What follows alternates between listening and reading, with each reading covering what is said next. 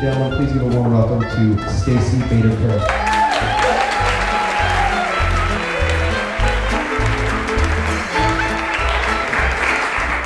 So we're in the back of a taxi, hurtling down a highway towards a place my husband says is called Paradise. I have another name for this place, Florida. We're there to fulfill my husband's fantasy, and it's not a normal fantasy like going to the Super Bowl or having a threesome. It's not fun. What he wants to do is spend 10 days with me and our 3 young kids going up and down the intercoastal waterway on a rented houseboat. And you might think this sounds fun, nice, but I had valid reasons for not wanting to go on this trip. First of all, I've seen the movie Jaws one too many times, and this hair, it does not do well in humidity. But the real reason I didn't want to go on this trip is we were just not getting along well at the time. We had been college sweethearts, and we had married very young and had 3 kids, boom, boom, boom, before we were 30. And now our youngest is in kindergarten, and we were really stuck. And we were seeing a therapist. His name was Perry, and he was very good. And I know this because he did not take insurance. He also never gave us advice, but when we told him about this trip, he just put down the pen and he said no. But my husband could not be dissuaded from the dream. This was something he had done with his parents when he was a young boy, and it was his favorite childhood memory, and he was desperate to recreate it with his own family. So he started showing my kids pictures of all the islands we can visit and the dolphins and the manatees we would see. And the next thing I knew, there we were in the back of the cab on our way to Paradise, which is the name of a bar in Fort Myers, Florida. And our boat was docked behind this bar. And when we got out of the cab and I saw the boat for the first time, I thought of Perry. No. To call this thing a houseboat is a bit of a misnomer. It was like somebody had taken this like decrepit 1970s RV and hacked off the wheels and put it on a barge. And there on the barge portion, there was just like this flimsy metal railing with like these huge child-sized gaps. And that's not what distressed me though about the railings. Zip tied on either side of the boat to the railings were these giant signs on like corrugated plastic that said 1-800-RENT-BOAT.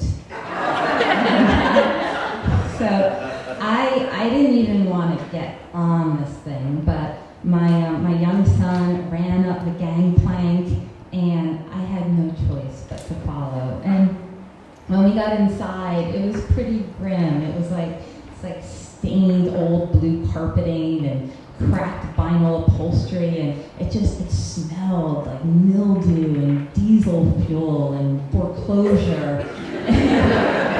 And I look at my husband, and he just looked. The color was just drained from his face. He looked, kind of scared to actually go through with taking this out on the open water. And I was about to put my hand on his shoulder and say, honey, it's all right. We tried. We can go check into a hotel like a normal family now. But then my son comes running up from below deck, and he goes, guys, you're not going to believe this. There's a potty down there, and it's next to the bed. Who was I to kill a young boy's dreams? So we went out that night, we shopped for provisions, and we finally finally got the kids to bed, which was not easy because the bar with Paradise, the bar we were docked behind, was the worst kind of bar you can find in Florida. It was a parrot head bar. It's like all Jimmy Buffett all the time. There's a guy sitting on the back deck, which was like 2 feet from our boat, singing Margaritaville on repeat. And I have like normal city kids. They can sleep to like garbage trucks in reverse and sirens, but not Jimmy Buffett. So we finally got them to bed. We wake up the next morning. It's a beautiful day. We set sail, and it's pretty pleasant. I mean, you take people out of the city and put them in nature. It's quiet, it's peaceful. It was nice. My husband would sit at the front of the boat in the captain's chair with his beer and a foam cozy, doing whatever it is you do to make a boat go forward. And I would sit on the back of the deck with the kids with bowls of Fruit Loops on our laps, scanning the horizon for dolphins, and it wasn't bad. But then the sun would set, and we would be faced with a whole new host of problems, because every night we were traveling along the Intercoastal and we would stay at a new marina, and these marinas were not really built for houseboats. It was kind of like trying to steer a Zamboni through a supermarket aisle. And he was up high, and he had all these blind spots, and there was like all these pilings directing us to our dock. And I had to stand in the front of the boat shouting directions at him. And this was really awful because we were the only RV barge in any of these marinas. It was all yachts with names like Serendipity 3 and Tax Evasion. And I would be at the front of the SS 1-800 rent boat, like a poor man's Kate Winslet, just like shouting like a maniac, "No, don't go there, no!" And he would just say, "Port or starboard, port or starboard." And this one night we're coming in and he's heading straight towards a piling and he's going too fast, and I'm going, "Yeah, no!" And he's just going, "Port or starboard!" And so I just say, "Port," which was the wrong thing to say. And so we crash into the piling and we just knock it in half. And I turn up to look at my husband, and his face is just this mask of rage. And I've known my husband since I was 18. This is like half of our lives for now. And I have this whole catalog of faces he's made when he looked at me. When we first met, we were working together at a pool at a golf club. And I was on my break reading this waterlogged copy of Jaws, I know, ironic, that I had found in the locker room. And he came up to me, and his face was just so nervous and shy. And he looked down at me reading the book, and he goes, "So, how's it end?" And that's all it took. And the face he made when he proposed to me was just so excited and hopeful.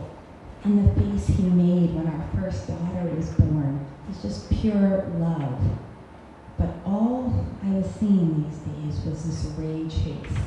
And this was pretty much all I was giving to. The next day was our last day. And as we were sailing back to Paradise, the kids begged us to do the one thing that they really wanted to do on this trip. And that was to drop anchor in the deepest part of the ocean we could get to so they could jump off the boat.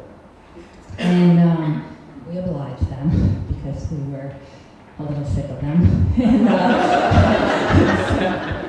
And so my husband and the 3 kids climbed to the very top deck of the boat, and one by one they all jumped off. And they just kept doing it, and they were loving it. And they were like, "Mom, come on, you have to do it." And so I went up there, and I'm not a swimmer, I'm not athletic, and I was terrified. And I checked in with myself, I'm like, what am I so afraid of? Why am I so afraid to jump? And I realized it was because I didn't know what it was going to be like. I didn't know what it would be like to be airborne and untethered, and I didn't know what it would be like to hit that water. And I didn't want to be afraid of jumping. So before I could think about it too much, I made the leap, and spoiler alert, I survived. And it was fine. And when we got back home from that trip, we went back to Perry one more time to say goodbye. And a month later, we did the hardest thing I've ever had to do. Damn it, Drew, you set a precedent. We sat those 3 beautiful kids down, and we told them we were getting divorced. And we all cried. And I realized I couldn't tell them that it was all going to be okay, that they had to walk to the edge of the boat by themselves and make that leap.